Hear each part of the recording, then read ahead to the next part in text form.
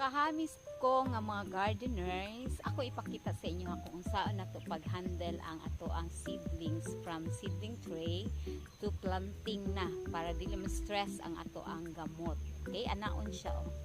Okay, mga kahamis ko nga gardener, ako ipakita ninyo kung unsaon nato pag-pull out sa eggplant seedlings from seedling tray to planting na.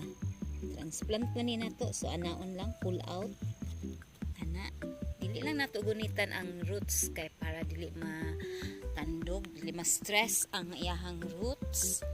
Then i-transfer nato kung asa nato siya pwede itanom. Ito ang bangagan gamay,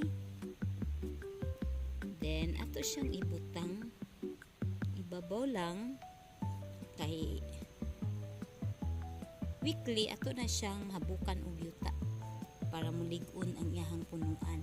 So dili lang kain nato siya i-push para ang oxygen sa iyahang gamot makaginhawa pa. So kadto lang mga kahamis. So mananom na ta mga kahamis ko nga gardener. Nanay na hinay-hinay tanom diri. Almost 200 hills ang ato ang natanom. So thank you kaayo Ginoo sa ulan nga imong gihatag sa amoa.